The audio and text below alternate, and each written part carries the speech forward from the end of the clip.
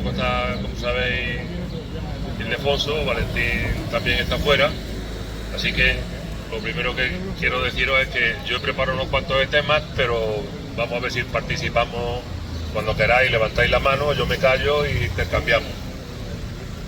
Hoy quiero empezar con la última noticia que he leído, que favorece fundamentalmente a las mujeres que están trabajando actualmente, porque va a facilitar la reducción de la brecha de género, que hemos hablado aquí un montón de veces de la reducción de la brecha de género, especialmente en las pensiones. Parece que hay intención en el gobierno, ya ha hecho declaraciones el presidente, en el sentido de decir que aquellas mujeres que trabajando, siendo trabajadoras fuera de casa, han tenido hijos, entonces le van a reconocer por los hijos que han tenido unos tiempos de cotización. Igual, por ejemplo, que a nosotros, ¿no? Pues cuando hicimos la mili nos lo reconocieron aquel tiempo, pues a las mujeres, por el hecho de dedicar una serie de meses, una serie de tiempo al cuidado de los hijos, pues le van a reconocer ese tipo de historias, siempre que no estuvieran cotizando, claro. Pero le van a reconocer esa fecha como si hubiesen cotizado, de tal manera que acumulan más años a la hora de la jubilación. Creo que es una noticia interesante. En principio de la jubilada ya no he leído nada, pero sería cuestión de enterarse. Lo que dice es que van a acumular las que se tienen que jubilar. Las demás ahora mismo la ley no dice nada, ¿no? Eso por un lado, creo que era una noticia interesante, que a las mujeres, por aquello de la brecha de género que hablamos tanto aquí muchas veces, pues trata de reducir esa brecha de género en el tema de las pensiones, porque si no han podido acumular 40 años de trabajo, pues ahora se les reconocen, creo que era 112 días por hijo, hasta un máximo de más de 5 años, y que pueden acumular tiempo, y si han trabajado, cotizado 32, pues a lo mejor le pueden llegar a reconocer 37 años, ¿no? Por ejemplo. Interesante. Y después la otra ley que también hemos conocido, que es la de las profesiones que sean penosas o peligrosas. La hemos oído seguramente todos, y parece ser que mejora lo que había anteriormente.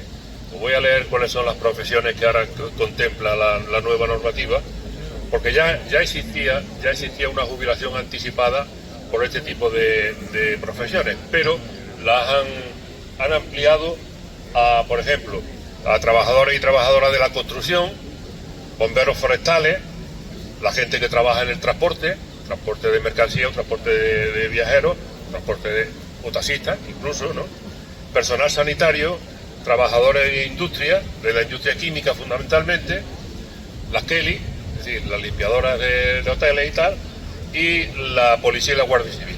Todas estas profesiones las consideran como profesiones penosas y peligrosas, y entonces las contemplan ahora, amplían el catálogo que había de profesiones peligrosas, la amplían para que puedan beneficiarse de mayor número de trabajadores y trabajadoras. Hay una novedad también importante que la destacan mucho en la orden, y es que la anterior ley parece ser que la dictó el gobierno, pero esta lo que quieren es que participen los agentes sociales.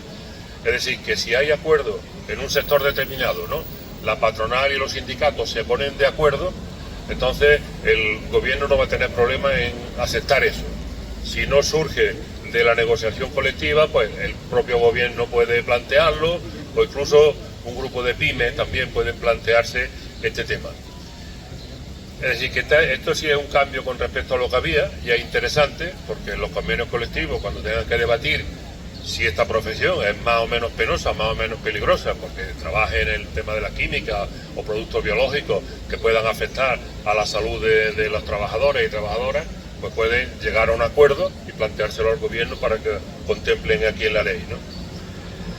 Hablaban también de las condiciones que se pueden dar en estos trabajos, que son, por ejemplo, temperaturas extremas. Cuando hablamos de la construcción, sabéis que todo, cuando llega esta fecha del verano, ya empiezan a decir, oye, a ver si terminamos las 3, vamos a ver que las tardes no estemos aquí a 40 y tantos grados trabajando en la obra.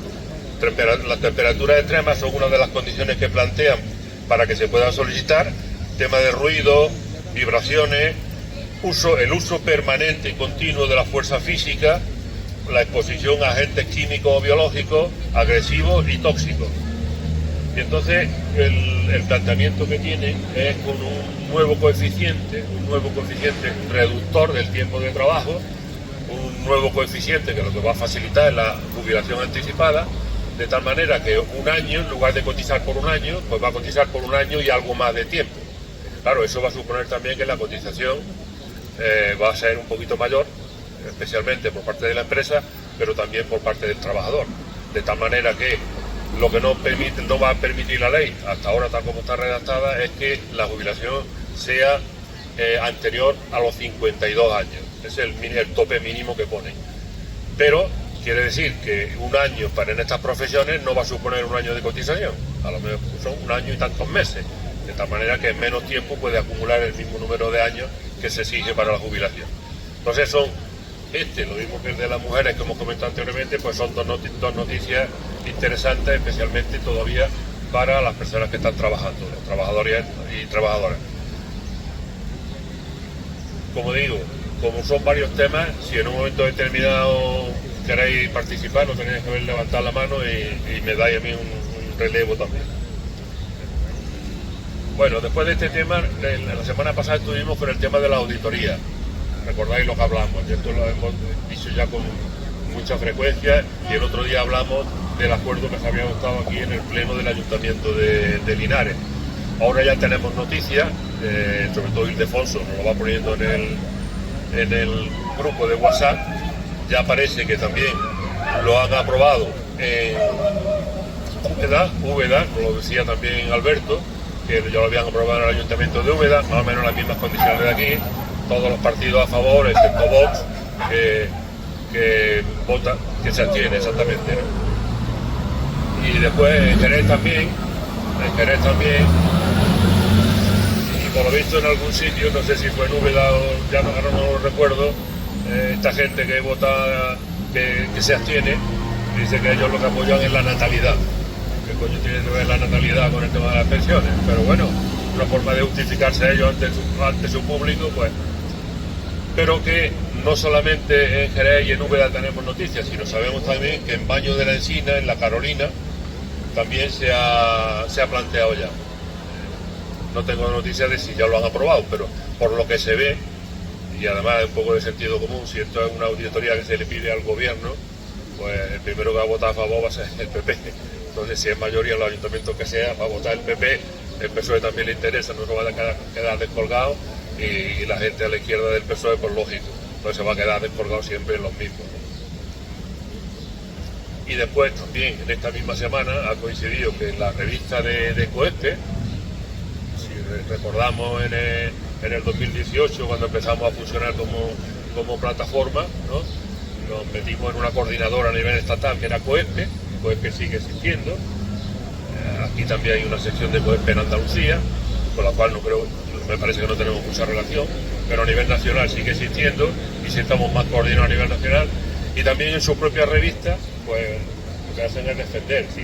Tienen artículos defendiendo lo mismo que nosotros leímos el otro día la propuesta, ¿no? El documento que se había presentado al ayuntamiento para defender la auditoría, puesto que era un artículo de una ley que queríamos que se ejecutara.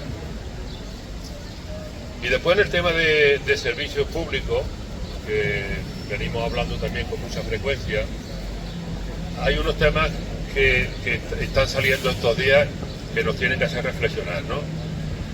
El otro día fue también Ildefonso el que nos ponía aquí un recorte de prensa en que decía que en las plazas de residencias para mayores, a nivel de Andalucía, hay una lista de espera de 20.000 personas. 20.000 personas de mucha edad, de las cuales seguramente pues habrá algunas que se queden por el camino. Igual que cuando hablamos de dependencia, pues pasa lo mismo, ¿no? Con el tema de dependencia, cuántas veces ha dado cifras ya Ildefonso diciendo es que el tema es que hay gente que no se le llega siquiera a reconocer la dependencia porque antes se ha despedido de la familia, ¿no? Entonces, son temas que nos tienen que preocupar, son temas que como servicios públicos tendríamos que estar defendiéndolo todo. Y últimamente, ahora ya con el tema de la llegada del verano, pues el tema de sanidad, ya habéis visto las noticias que están saliendo, ¿no? Es decir, el 75% de los centros de salud por la tarde van a estar cerrados en Andalucía. El 75%, es decir, uno de cada cuatro quedará abierto, pero 3 quedarán cerrados.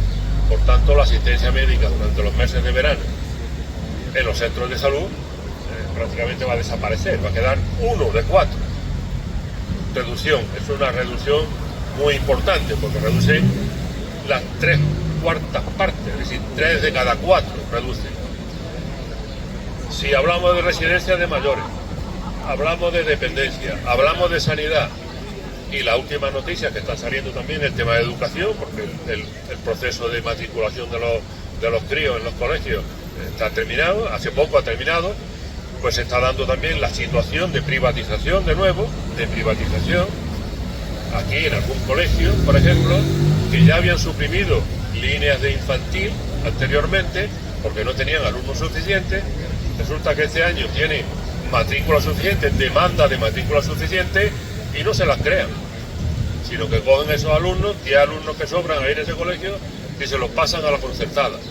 Es decir, hay una política determinada que es ir eliminando unidades de los colegios públicos y terminaremos, no sé si terminaremos viéndolo nosotros, pero nuestros hijos y nuestros nietos lo van a ver, que va a quedar todo en unidades solamente de centros concertados. Es decir, si ellos defienden, cuando defienden el PP defiende su argumentación, dice, no, es que es lo que piden los que piden las familias, lo que piden los padres. Pero claro, en este caso, por ejemplo, los padres han pedido un colegio público y en lugar de reponerle, de recuperar una de las líneas que le cerraron el año pasado, dicen, no, es que como la oferta era solo de 25 plazas, no hemos ofertado 50, porque no teniendo líneas, solamente una línea. Coño, pues créasela. Si tienes 35, si tienes 35, con 18 y 17, perfectamente puede funcionar con 2 líneas. No. Ahí lo están peleando la familia, lo está peleando el profesorado, no sé a qué nivel, pero el tema de la privatización, ¿no? Y la defensa de lo público. Y ahora ya una anécdota de ayer, parece que no lo hemos comentado siquiera, Antonio Ángel, no nos dio tiempo ayer. Una anécdota de ayer por la defensa de lo público. Ayer estuvimos en Marinaleda, porque esta gente, Antonio Ángel, Alfredo Márquez y un equipo que tienen de teatro, fueron a representar a Marinaleda una obra de teatro sobre la vida de Diamantino García, cura de los Corrales, que se le decía, un cura obrero, ¿no? De la época de los 70, 80. Él murió en el 90 y tanto, en el 95 creo que fue. Entonces hubo una representación allí. Pero como el día era muy largo y la obra era por la tarde, pues dijimos al ayuntamiento, oye, que nos acompañe alguien del ayuntamiento y nos enseñe lo que estáis haciendo aquí, a ser un pueblo que es mítico en el tema de la lucha obrera, de la lucha jornalera sobre todo, ¿no? Total, que nos llevaron al Humoso, nos suena la finca del Humoso, que es lo que consiguieron, las tierras que consiguieron del Duque del Infantado y que ellos están trabajando. No son propios, no tienen propiedad, son precisamente que pagan un alquiler a la Junta de Andalucía, que era el propietario de la extra. Y entonces nos acompañó un concejal, un hombre ya mayor, que como él se definía, él se define como analfabeto, un tío con mucha cabeza, porque analfabeto porque no fue al colegio, porque desde chico ya lo tenían trabajando con las ovejas, lo tenían trabajando en el campo. Y nos dijo, a las preguntas que le hacíamos, nos dijo una cosa que nos dejó un poco descolocado, por la claridad que tenía el tío de la idea y por cómo lo exponía. Porque le preguntamos, como en los medios de comunicación últimamente había salido el tema de que la Junta de Andalucía, con esa finca, son 1.200 hectáreas. 1.200 hectáreas en un terreno llano del Valle del Guadalquivir, en un sitio privilegiado, y además con agua allá, con agua que trajeron de la sierra, de Sevilla. Entonces la Junta de Andalucía se lo quiere quitar de los arcos. Ya nos habló de otros presidentes anteriores y presidentas, nos habló de las gestiones que habían tenido. Porque la Junta lo que quiere es vendérsela, colocársela a alguien. Y entonces se lo ofrece primero a ellos. Lo que pasa es que le piden 30 millones y ellos dicen, nosotros 30 millones no estamos dispuestos a... Dice, pero no ya que no estemos dispuestos, que aquí es donde viene la cuestión. No es que ya no estemos dispuestos a pagar 30 millones, es que no queremos comprarlo. Es que lo que le decimos a la Junta es que esto es patrimonio público, patrimonio de todos, y no tienen por qué venderlo. Es lo que nos descolocamos un poco, ¿no? Dice, aunque nos lo ofrezcan por 4 millones de euros, no lo vamos a comprar, porque queremos seguir que la administración siga siendo propiedad de esto, sea la propietaria, y nosotros pagarle un alquiler. Y pagarle un alquiler no nos interesa comprar. Dice, porque experiencias previas, claro, decía, al final se termina comprando, al final los compradores se van a repartir las parcelas, se lo van a poner al primer postor y después esto se convierte en un negocio. Si nosotros no queremos que esta tierra, que es una tierra pública, que se consiguió, que es una tierra buena, importante y tal, entonces la defensa que hizo este concejal de lo público nos dejó a todos un poco patidifusos, y sobre todo porque, como él nos decía, que yo soy, no decía inculto, decía analfabeto, pero el tío tenía una cabeza, cuando hablando con él, y cómo se explicó, cómo nos presentó todo el proyecto, porque no solamente habló de esto, habló de muchas más cosas. Pero hablando precisamente, como estábamos hablando, del tema de residencia, o del tema de dependencia, o el tema de sanidad, el tema de educación, y los servicios públicos, ¿vale?, que son de los que podemos beneficiarnos toda la ciudadanía, como este hombre los tiene tan claro, y lo mismo, por ejemplo, nos explicó después, ya eso lo sabéis también, el tema de la vivienda, cómo funcionan allí. Si ahora tenemos una promoción de 30 y tantas viviendas, y si ya estamos negociando otra con la Junta de Andalucía, dice, pero nosotros las viviendas queremos que sean después del municipio, que nadie se apropie de una vivienda, que nadie compre una vivienda de estas, no lo va a comprar. Le ponemos un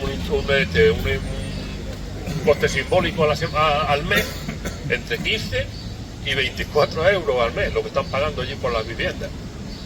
Y dice, pero no queremos que esto se aproveche nadie, lo que queremos es que esto siga siendo municipal, siga siendo público, y tenemos simplemente una cuota simbólica que va a pagar, ¿no? Entonces, esa defensa de lo público, bueno, choca con lo que conocemos en el resto, no solamente de Andalucía, sino el resto de España y del mundo, ¿no? Cuando realmente lo que están haciendo ahora mismo, lo que estamos viendo por todos sitios, pues el desmantelamiento de todo lo público, el reducir el Estado a la mínima expresión, y que en todo caso el Estado, si tiene que poner algo, se lo ponga al capital, no al trabajo, al mundo del capital, no al trabajo. Y a propósito de esto, hemos estado hablando antes aquí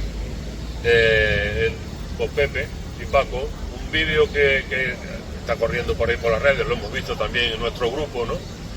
Un vídeo en que supongo que será el rector de la universidad, una universidad americana, la Wake Forest University, un pequeño discurso, un speech muy pequeñito, pero oponiéndose a este tipo de políticas ultraliberales como está llevando el Trump en su país, ¿no?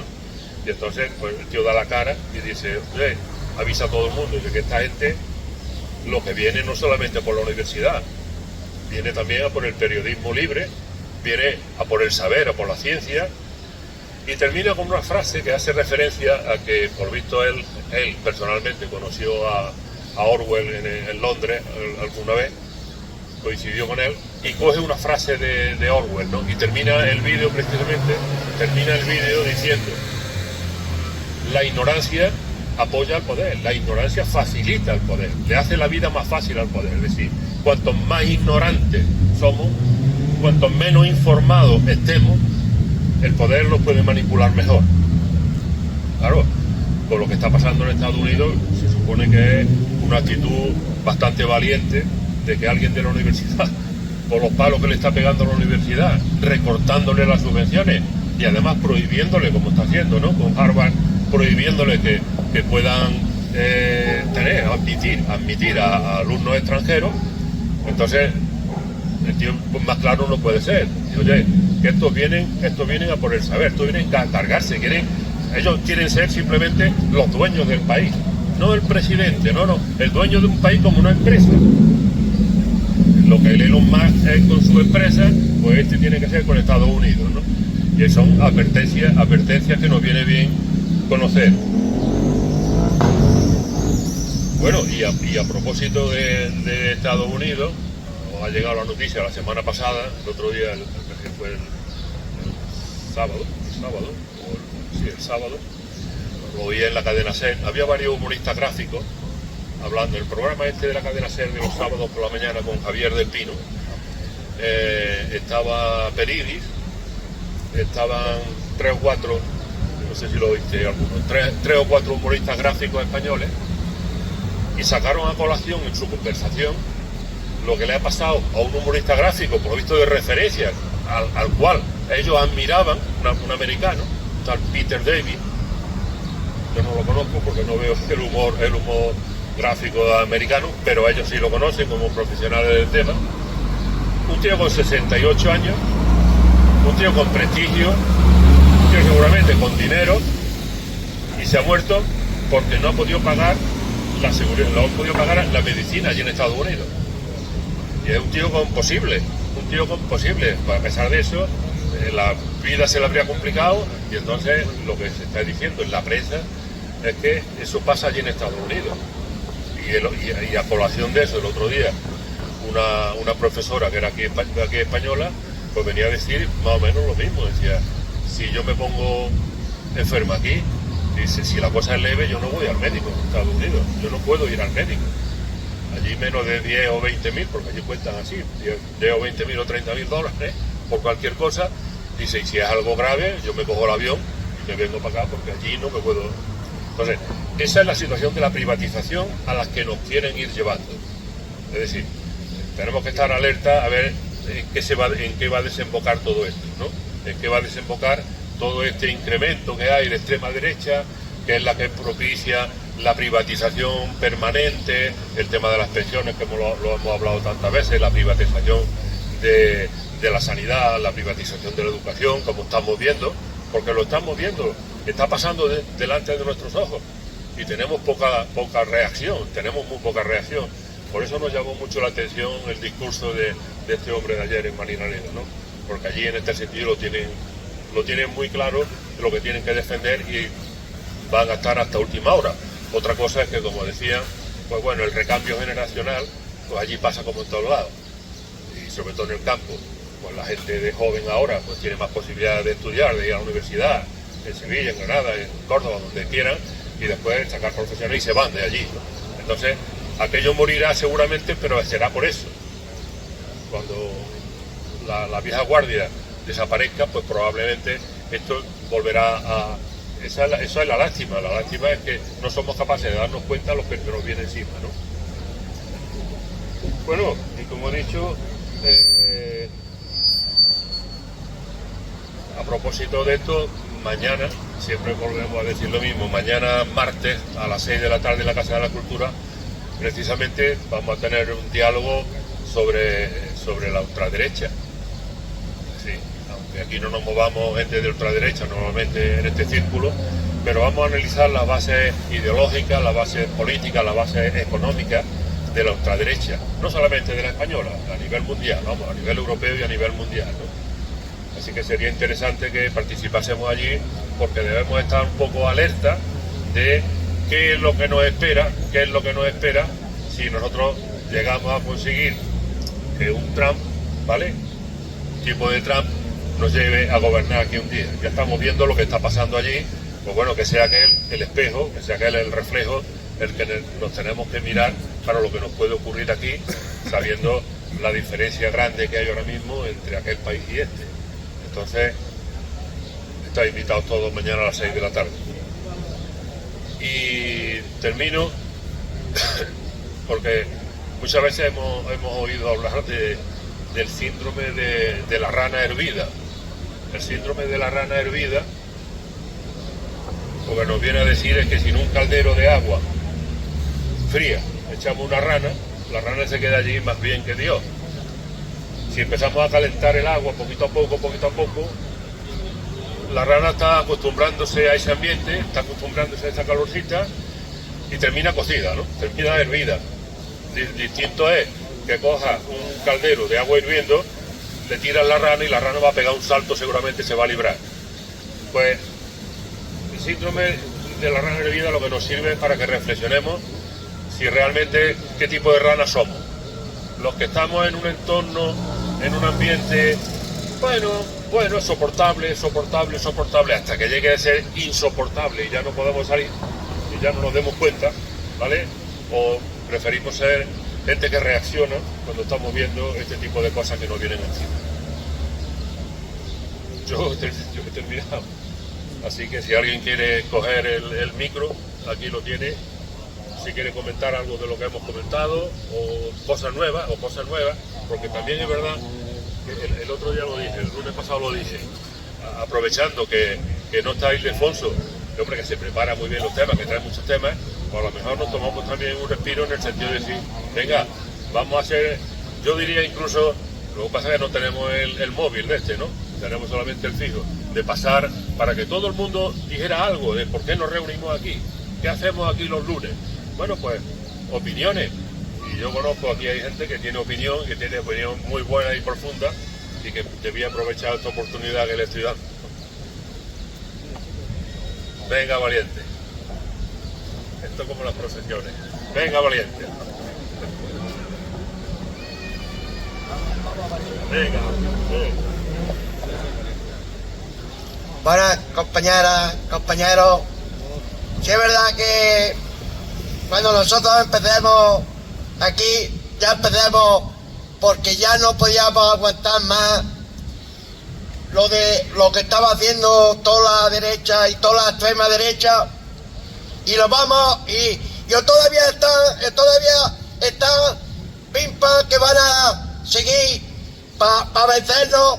Y sí es verdad que yo pediría aquí a todas las compañeras, a todos los compañeros, que tenemos que seguir luchando por nuestra forma, por todo lo que tengamos que luchar. Compañeras y compañeras, que no nos falte nadie, que no nos va a vencer nadie. Compañeras y compañeros, porque gobierne quien gobierne.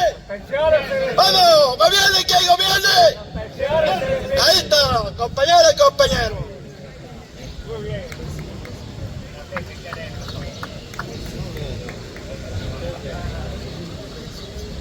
Venga, vamos animando, venga, otro, vamos.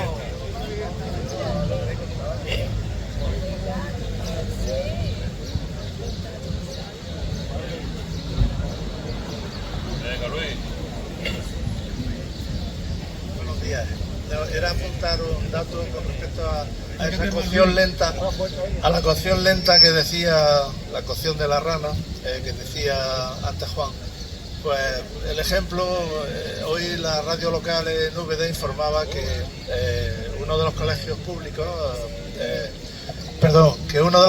públicos, de Úbeda, el Virgen de Guadalupe, suprimía una línea y iba derivada ese resto de alumnado directamente a la concertada. O sea que es la manera metódica, sistemática de ir cargándose, achican los espacios y dice, bueno, ya no recupero esa unidad, ya he fortalecido la concertada, porque en un futuro inmediato, cuando se diga de suprimir alguna línea, no va a faltar ahí se juntan demanda y oferta, en este caso oferta, demanda forzada, que va trasladada a la otro centro, y esa es la cuestión, simplemente apuntar ese dato. Yo diría también que, aprovechando que hay profesores universitarios aquí, aunque esté jubilado, pero el tema del desvío también de dinero de la pública, ¿no?, de la Universidad Pública Andaluza, y el favorecimiento de un montón de universidades privadas que están surgiendo aquí, igual vosotros tenéis algo de información que nos podríais pasar, ¿no? Ya está jubilado, ¿no, Pepe? Sí, pero bueno, si hemos oído como los rectores, ¿no?, que estaban peleando con la Junta. Aquí. Nuestro rector está luchando mucho por eso, ha sido uno de los más beligerantes en esta lucha por la cuestión económica. Sabéis que el rector de la Universidad de Jaén es de aquí de Linares, ¿no? Es cierto, ¿no? Es decir, no tenemos que olvidarnos que donde tenemos que fortalecer la enseñanza es en nuestros lugares de orígenes. Lo que antes decía de Marinaleda, los chavales de manera que estudian se tienen que ir y luego dejan estos lugares. Hay que formarse en nuestras ciudades, pero también tenemos que fortalecer el trabajo, ¿no? Ojalá, porque no, si no, esto es un éxodo de la gente, ¿no? Es una suerte lo que hemos logrado estudiar aquí y seguir y trabajar aquí, ¿no? Eso desafortunadamente no sucede ahora, pero sí tendremos que luchar porque las ciudades tengamos que tener más posibilidad de ofrecerle a la gente joven que hagan reír aquí. Yo recuerdo, Paco, cuando tú trabajabas en Santana, tu padre trabajó en Santana y el origen de cualquier familia era que mi hijo trabaje en la empresa que yo he trabajado, ¿no? Pero eso desafortunadamente no. La enseñanza sí tendremos que intentar que por lo menos la formación sea exquisita, equilibrada, y para eso se necesita dinero en escuelas como esta. Hay una crítica que se hacía mucho en Linares cuando se hizo el campus nuevo en el actual. Algunos de los que vivían en esta ciudad decían: qué barbaridad, qué cantidad de edificios se están haciendo aquí y luego después no hay alumnos. El problema no es ese, vamos a tratar a los alumnos. No es porque los que hemos estado en la universidad hemos luchado porque vengan titulaciones nuevas. Si no vienen titulaciones nuevas, esto no avanza, pero luego es la pescadilla que se come la cola. Si no hay edificios, no hay posibilidad de que vengan titulaciones nuevas. Esos son los inconvenientes. Y cuando tenemos un edificio nuevo, ¿quién nos pone las cortapisas? Pues en este caso era la administración que decía: no te doy más titulaciones y no te doy valor de crecimiento. Para que os hagáis una anécdota, yo entonces estaba en la dirección de la escuela, formaba parte del equipo directivo. En la Universidad de Jaén había dos escuelas, eran la de Linares y escuelas de ingeniería técnica en Linares y en Jaén. Pero no era lógico que a 50 kilómetros tuviésemos dos escuelas que se enseñaban lo mismo, ¿no? Uno de los principios que nos planteamos en aquella época era: vamos a sentarnos en las direcciones y decidimos cuáles son las titulaciones que deben de venir por aquí y cuáles son las titulaciones que deben de quedarse en Jaén, ¿no? Os puedo decir que Linares sí estábamos dispuestos a hacer esa prerrogativa de intercambio, pero Jaén no, porque sabían ellos que ellos tenían más poder porque tenían más gente. Luego es verdad que el destino pone a cada uno en su lugar, y los rectores últimos que hubo en la Universidad de Jaén, sí os puedo decir que fueron elegidos por la gente de Linares. La gente de Linares fue tan unánime en su voto que los tres últimos rectores que hubo en la Universidad de Jaén fueron nombrados por Linares. Si Linares no hubiera apoyado, no hubieran esos rectores. Y en contraposición, sí se le pidió que, por lo que tenemos ahora, un campus de que tenemos que sentirnos orgullosos, un campus que ahora se vende a nivel, no solamente, ahora vienen muchos alumnos de fuera. El otro día comentaba yo con algunos compañeros allí, me decían que vienen muchísimos alumnos de extranjeros. Bueno, pues eso es importante que vengan, pero tendremos que hacer posible que nuestros estudiantes de las localidades pues encuentren ese lugar de destino de educación. Las apuestas que están haciendo ahora mismo el rectorado son interesantes, vienen titulaciones biomédicas, es decir, que son cuestiones, son muy de altura y que van a dar posibilidades.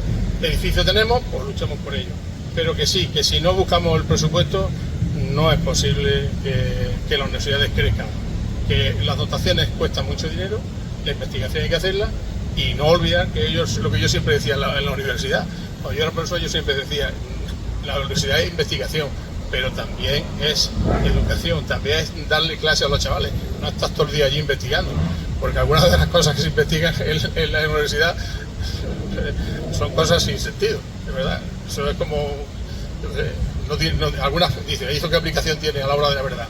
Pues en la educación es importantísima darle la mejor formación a nuestros alumnos, y eso es lo que hace falta que trabajemos, tanto la comunidad académica como que haya dinero suficiente para que los edificios y las dotaciones sean las mejores que tengan los alumnos. En mi departamento, que era ingeniería gráfica, había gente que se quejaba, nos decían desde otras universidades: es que vuestro departamento todos los años tiene, por ejemplo, el diseño existido por ordenador se hacía con un programa que se llama AutoCAD. Tenéis todos los años una licencia nueva de AutoCAD, claro, y en eso no gastamos nosotros el dinero de nuestro departamento. La dotación de nuestro departamento, lo que queremos es que tengamos lo último que se necesita para que nuestros alumnos, cuando salgan, lleguen a una empresa y no le digan que han tenido un software de hace 20 años, no, han tenido desde el año pasado, y eso abría muchos caminos. Hay muchas formas de ver la educación, pero sin dinero no se puede llegar a los objetivos generales que necesita una sociedad como la de Linares, que ha luchado toda su vida por tener esta escuela. Pero recuerdo, por ejemplo, que la primera escuela universitaria que se hizo, en este caso se hizo en Linares, fue en 1872, fue de manos de los ingenieros, de un ingeniero de mina que se llamaba Gabriel Usera, y sencillamente en ese momento empezó la enseñanza universitaria de aquí en Linares. Conocemos los nombres de los pobres de solemnidad, no tenemos relación de los que eran de los alumnos primeros, pero sí tenemos lo de los pobres de solemnidad que sí aparecen en las actas municipales, ¿no?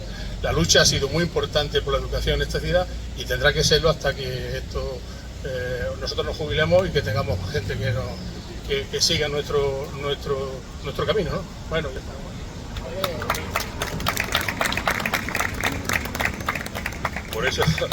por eso insistía en que, conociéndonos como nos conocemos, todos tenemos opinión, todos tenemos información que darnos y podemos compartir. Así que gracias, Pepe, y Luis también, que ha intervenido antes. El micrófono sigue abierto, nos quedan 10 minutillos, si alguien quiere aprovechar alguno de los que quedan, y si no, pues cerramos el chiringuito hasta el lunes que viene. ¿Alguien, algún valiente o alguna valiente? Bueno, pues ya está, lo dejamos. Repito, mañana a las 6 de la tarde aquí en la Casa de la Cultura podemos vernos y debatir y dialogar sobre el tema este que nos está viniendo, el nubarrón este que nos está viniendo a nivel mundial, ¿no?